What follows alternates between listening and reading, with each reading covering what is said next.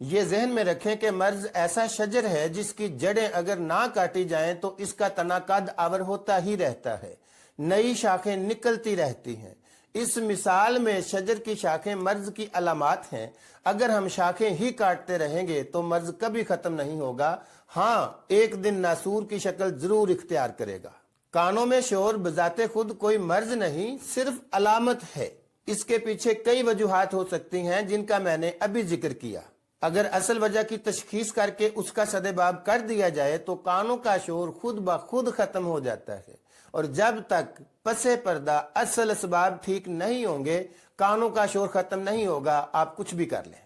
صحیح تشخیص کے بغیر مختلف مجربات کے استعمال سے اول تو نقصان کا خدشہ ہوتا ہے، اور اگر نقصان نہ بھی ہو تو ان کا مفید ہونا یقینی نہیں ہوتا۔